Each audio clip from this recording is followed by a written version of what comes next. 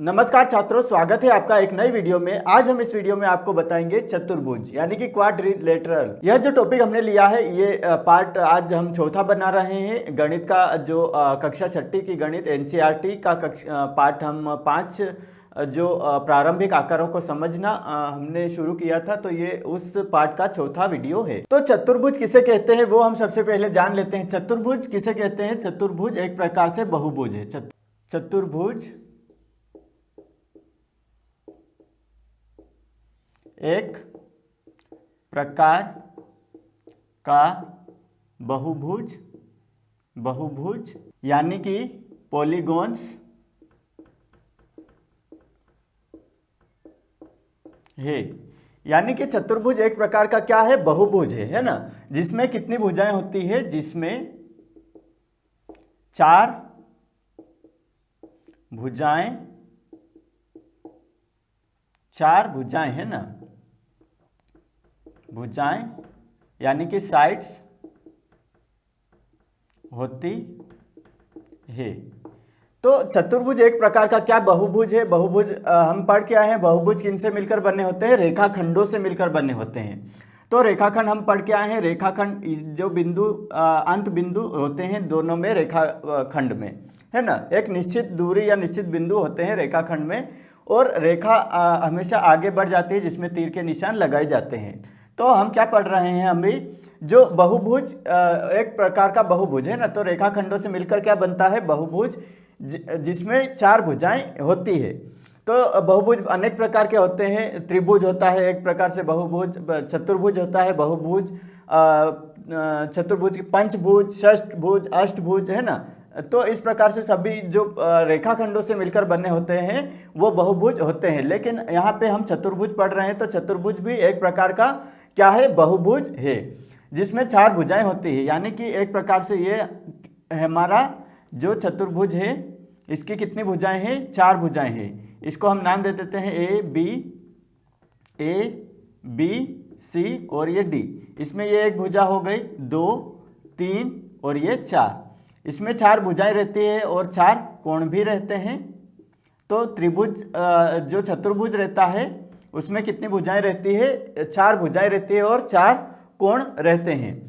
तो चतुर्भुज अनेक प्रकार के हो सकते हैं, लेकिन जो मुख्यतः इसमें 4 भुजाएं रहती है। तो हम जो चतुर्भुज के मुख्य प्रकार हैं वो हम अब इस वीडियो में आगे आपको बताएंगे।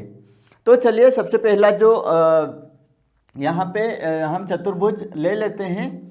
सबसे पहला चतुर्भुज हम यहाँ पे लेते हैं आयत। तो पहला चतुर्भुज हम लेते हैं, जो प्रकार हैं चतुर्भुज के, हम क्या पढ़ रहे हैं? प्रकार।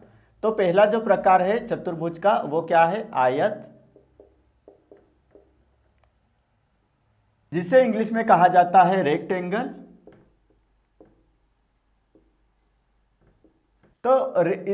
तो इसकी परिभाषा क्या है? आयत की परिभाषा क्या है? यहाँ पे हम लिख लेते हैं। आयत में सभी कोण 90 डिग्री के होते हैं, और आमने सामने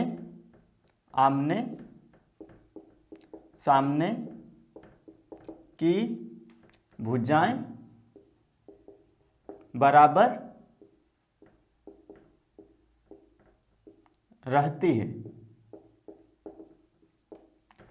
आयत में सभी कोण 90 डिग्री के होते हैं और आमने सामने की भुजाएं कैसी रहती है छात्रों? यहाँ पे बराबर रहती है। तो हम यहाँ पे आयत का चित्र बना लेते हैं। आयत का चित्र हम यहाँ पे, जो आयत कैसा रहता है? ऐसा रहता है। यानी कि जो आमने सामने की भुजाएं, ये वाली जो अगर 9 सेंटीमीटर की है तो ये भी रहेगी 9 सेंटीमीटर की, ये 3 सेंटीमीटर की रहेगी तो ये भी 3 सेंटीमीटर की रहेगी। और यहाँ पे जो सभी कोण है वो कितने डिग्री के रहेंगे? 90 डिग्री के रहेंगे। ये सभी कोण हैं वो 90 डिग्री के रहेंगे। यहाँ पे उदाहरण हम लिख लेते हैं। उदाहरण एक प्रकार से हमारा जो घर का दरवाजा भी एक प्रकार से कैसा रहता है? आयत रहता है। और जो किताब हम जो पढ़ते हैं किताब, वो भी कैसी रहती है? अधिकतर जो किताबें रहती है वो आयत रहती है, यानी कि जो आमने सामने की भुजाएं बराबर रहती है और जो उनके कोण कितने डिग्री के रहते हैं, 90 डिग्री के रहते हैं।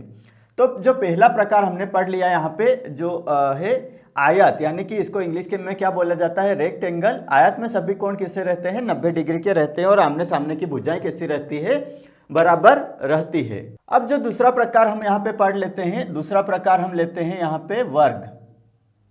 दूसरा हम यहाँ पे प्रकार ले लेते हैं वर्ग। तो वर्ग यानी कि इसको इंग्लिश में क्या बोला जाता है, स्क्वायर। इसकी परिभाषा क्या है, इसकी परिभाषा वर्ग में सभी भुजाएं कैसी रहती है, बराबर रहती है और सभी कोण 90 डिग्री के होते हैं। तो वर्ग कैसा रहता है, जिसमें सभी भुजाएं बराबर रहती है। आयत में सभी कोण कैसे रहते हैं, 90 डिग्री के और आमने सामने की भुजाएं बराबर रहती है, यानी कि सभी भुजाएं बराबर नहीं रहती है, ये अलग अलग रहती है। लेकिन वर्ग में क्या होते हैं, सभी भुजाएं बराबर रहती है ना। वर्ग में क्या होता है, सभी भुजाएं बराबर रहती है, यानी कि ये 5 सेंटीमीटर है तो ये भी 5, ये भी 5 और ये भी 5 सेंटीमीटर की भुजाएं रहेगी। और यहाँ पे जो कोण बनेंगे वो सभी 90 डिग्री के कोण बनेंगे वर्ग में। ये सभी कोण कैसे बनेंगे, 90 डिग्री के। तो उदाहरण के लिए हम चेस बोर्ड ले सकते हैं। चेस बोर्ड का एक खंड है ना, चेस बोर्ड का खंड। आपने चेस खेला होगा, चेस बोर्ड में जो काले और जो सफ़ेद जो खंड रहते हैं वो सभी कैसे रहते हैं, एक प्रकार से वर्ग रहते हैं, है ना, स्क्वायर रहते हैं। सभी की जो भुजाएं ऐसे जो चेस बोर्ड रहता है इसके अंदर जो ऐसे जो खंड बने हुए रहते हैं वो कैसे रहते हैं, वो सभी वर्ग के समान रहते हैं, यानी कि जो उनकी भुजाएं रहती है वो बराबर रहती है और सभी के कोण कैसे रहते हैं, 90 डिग्री के रहते हैं। तो वर्ग हमने पढ़ लिया। अब हम आगे बढ़ते हैं और अब हम बात करेंगे समांतर चतुर्भुज की। समांतर चतुर्भुज, इससे इंग्लिश में क्या बोला जाता है, इससे इंग्लिश में बोला जाता है पैरेललोग्राम्स। तो इसमें क्या होता है, यहाँ पे समांतर चतुर्भुज में, समांतर चतुर्भुज का हम जो चित्र बना लेते हैं। समांतर चतुर्भुज एक प्रकार से जो आमने सामने की भुजाएं कैसी रहती है, इसमें समांतर चतुर्भुज में जो बराबर रहती है। तो ये एक प्रकार से हमने समांतर चतुर्भुज बना लिया। अब ये समांतर चतुर्भुज में देखो, यहाँ पे जो आमने सामने की भुजाएं कैसी रहती है, समांतर रहती है। कैसी रहती है, समांतर रहती है। ये इसके समांतर हो जाएगी और ये इसके समांतर हो जाएगी। ये हमने नाम दे दिया A, B, C और D। तो यहाँ पे जो समांतर चतुर्भुज में है वो कैसा रहती है, आमने सामने की भुजाएं बराबर होने के साथ समांतर रहती है ना। आमने सामने की भुजाएं बराबर और समांतर होती है और सम्मुख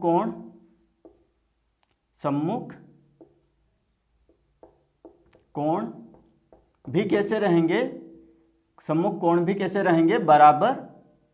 सम्मुख कोण भी कैसे रहेंगे, बराबर रहते हैं। तो इसमें जो ये सम्मुख भुजा यानी कि ये 5 सेंटीमीटर है तो ये भी 5 सेंटीमीटर, ये 3 की रहेगी तो ये भी 3 सेंटीमीटर की रहेगी। अगर यहाँ पे जो कोण बन रहा है ये बन रहा है 60 डिग्री का, तो यहाँ पे भी 60 डिग्री का बनेगा। और यहाँ पे अगर कोण बन रहा है 80 डिग्री का, तो यहाँ पे भी 80 डिग्री का बनेगा। यानी कि सम्मुख कोण कैसे रहेंगे, यहाँ पे बराबर रहेंगे और जो आमने सामने की भुजाएं बराबर होने के साथ कैसी रहेगी, समांतर रहेगी। तो ये समांतर चतुर्भुज की परिभाषा हमने लिख ली। आमने सामने की भुजाएं कैसी रहती है, बराबर और समांतर रहती है और सम्मुख कोण भी कैसे रहते हैं, बराबर रहते हैं। तो हमने समांतर चतुर्भुज पढ़ लिया। हम जो अगला चतुर्भुज की बात करेंगे तो छात्रों हमने जो 3 चतुर्भुज है वो पढ़ लिए हैं। अब हम चौथा चतुर्भुज की बात करते हैं, सम चतुर्भुज। सम चतुर्भुज, तो सम चतुर्भुज को इंग्लिश में क्या कहा जाता है? रोम्बस। इसको सम चतुर्भुज कैसा दिखता है? सम चतुर्भुज में जो सभी भुजाएं कैसी रहती है? जो बराबर रहती है। एक प्रकार से वर्ग ही है, वर्ग के समान है सम चतुर्भुज, सभी भुजाएं बराबर रहती है। लेकिन थोड़ा सा डिफरेंस सा आ जाएगा इसमें जो सभी कोण बराबर हैं वर्ग में, लेकिन यहाँ पे सभी कोण बराबर नहीं रहेंगे, जो सम्मुख कोण है वो ही बराबर रहेंगे। तो सम चतुर्भुज में क्या होता है? हम एक सम चतुर्भुज बना लेते हैं। ये हमने एक सम चतुर्भुज बना लिया, ये एक वर्ग के समान ही है, लेकिन यहाँ पे जो सम्मुख कोण है वो बराबर रहेंगे। इसमें क्या रहेंगे? सम्मुख कोण बराबर रहेंगे। ये 4 सेंटीमीटर, ये 4 और ये 4 सेंटीमीटर। लेकिन यहाँ पे कितने का कोण बन रहा है? यहाँ पे अगर 50 डिग्री का कोण बन रहा है तो यहाँ पे 50 डिग्री का कोण बनेगा। यहाँ अगर 60 डिग्री का कोण बन रहा है तो यहाँ 60 डिग्री का कोण बनेगा। यानी कि जो सम्मुख कोण है वो कैसे बनेंगे? बराबर बनेंगे। लेकिन यहाँ पे है सभी कोण है वो कैसे बन रहे थे? सभी 90 डिग्री के कोण बन रहे थे। लेकिन यहाँ पे ऐसा नहीं है, यहाँ पे अलग अलग कोण बन सकते हैं, लेकिन आमने सामने के कोण हमेशा कैसे रहेंगे? बराबर रहेंगे, और भुजाएं हमेशा बराबर रहेगी। तो सम चतुर्भुज की हम परिभाषा लिख लेते हैं। सम चतुर्भुज में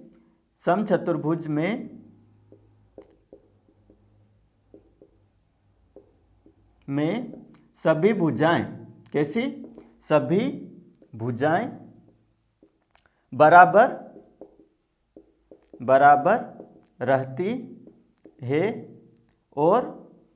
और सम्मुख कोण कैसे रहते हैं? बराबर रहते हैं। तो इससे हम क्या बोलेंगे? सम चतुर्भुज कहा जाता है। सम चतुर्भुज कहा जाता है। सम चतुर्भुज में सभी भुजाएं कैसी रहती है? बराबर रहती है, और सम्मुख कोण कैसे रहते हैं? बराबर या समान रहते हैं। पांचवा जो हम बात करेंगे चतुर्भुज, समलंब चतुर्भुज। इसको इंग्लिश में क्या कहा जाता है? ट्रेपेजॉइड या ट्रेपेजियम। तो समलंब चतुर्भुज कैसा रहता है? हम यहाँ पे समलंब चतुर्भुज बना लेते हैं। एक प्रकार से पहले एक आयत जैसा लगेगा हमको, और फिर थोड़ा सा यहाँ पे उसकी एक भुजा कैसी रहेगी? अलग जो है दिखेगी हमको। ये एक प्रकार से हमारा समलंब चतुर्भुज है। तो इसमें क्या होता है? जो यहाँ पे ये भुजाएं कैसी रहेगी? आमने सामने की समांतर रहेगी, बराबर नहीं रहेगी लेकिन समांतर रहेगी। ये भुजा ए बी सी और डी, यानी कि ए बी समांतर हो जाएगा किसके? डी सी के। तो हम लिख सकते हैं इसकी परिभाषा। तो समलंब चतुर्भुज में केवल भुजाओं की एक जोड़ी, हम यहाँ पे लिख लेते हैं परिभाषा। समलंब चतुर्भुज में भुजाओं की एक जोड़ी, समलंब चतुर्भुज में भुजाओं की एक जोड़ी समांतर रहती है। तो अब हमने जो समलंब चतुर्भुज पढ़ लिया है, अब हम जो छठा जो चतुर्भुज है उसको हम पढ़ेंगे। तो जो आखिरी जो हमारा जो चतुर्भुज है वो हमारा कौन सा हो जाएगा? समद्विबाहु समलंब चतुर्भुज। समद्विबाहु समलंब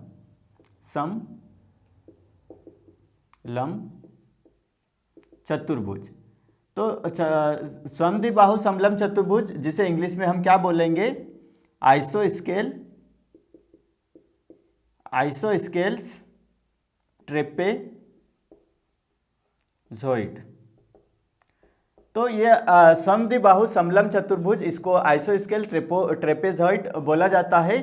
तो इसकी जो हम यहाँ पे जो पहले डायग्राम चित्र बना लेते हैं वो कैसा दिखता है? समद्विबाहु समलंब, यानी कि नाम से स्पष्ट है, समद्वि यानी कि दो भुजाएं कैसी रहती है?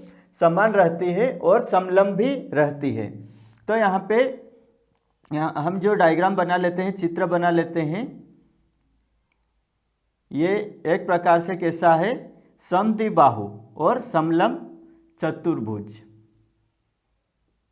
इस जो चतुर्भुज में कैसा रहती है, जो दो भुजाएं कैसी रहती है, समद्विबाहु, यानी कि दो भुजाएं यहाँ पे कैसी रहती है, बराबर रहेगी। यानी कि हम नाम लिख लेते हैं ए बी सी और डी, यानी कि ए डी बराबर हो जाएगा बी सी के, और ये समलंब भी हो जाएगी। यानी कि एक प्रकार से ये यहाँ पे हम जो एक प्रकार से लंब डालेंगे यहाँ पे, तो यहाँ पे जो लंब हो जाएगा किस पे, ये जो डी सी रेखा पर लंब हो जाएगा, समलंब हो जाएगा। और जो दो भुजाएं कैसी रहेगी, आमने सामने की दो भुजाएं भी कैसी रहती है, समांतर रहती है। तो इस प्रकार समद्विबाहु समलंब चतुर्भुज किस प्रकार का होता है, इसमें लिख लेते हैं समद्विबाहु समलंब चतुर्भुज में दो भुजाएं समांतर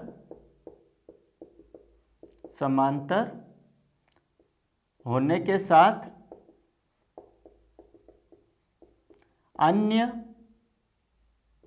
अन्य दो भुजाएं बराबर रहती है। यानी कि यहाँ पे ये भुजाएं कैसी हो जाएगी, ए बी हो जाएगी समांतर किसके, ए बी समांतर हो जाएगी डी सी के, और यहाँ पे ए डी बराबर हो जाएगी भुजा किसके हो जाएगी, बी सी भुजा के। ये भुजा ए डी बराबर हो जाएगी बी सी के, और जो आमने सामने की भुजाएं कैसी रहती है, समांतर हो जाएगी। समद्विबाहु समलंब चतुर्भुज में दो भुजाएं कैसी रहती है, समांतर होने के साथ अन्य दो भुजाएं बराबर रहती है, तो हम उसको बोलेंगे समद्विबाहु समलंब चतुर्भुज, यानी आइसोस्केल्स, है ना, आइसोस्केल्स ट्रेपेजॉइड।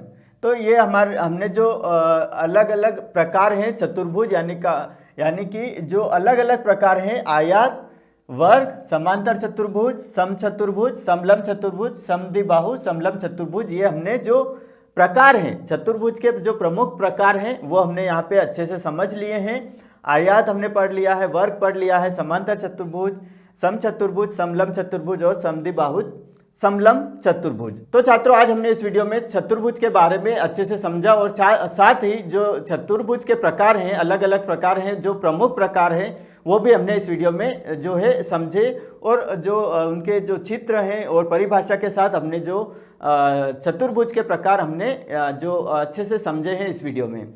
आशा है छात्रों, यह वीडियो की जानकारी आपको जो गणित के सवाल हल करने में मदद करेगी। अगर यह वीडियो आपको पसंद आया है तो इस वीडियो को लाइक एवं शेयर जरूर करें। साथ ही आपके अपने YouTube चैनल मैथ सर को सब्सक्राइब कर लीजिए और बेल आइकन को प्रेस कर लीजिए, ताकि आने वाले नए वीडियो की अपडेट आपको सबसे पहले मिल सके। मिलते हैं अगले वीडियो में गणित के एक नए कॉन्सेप्ट के साथ, तब तक आप सभी छात्रों को धन्यवाद।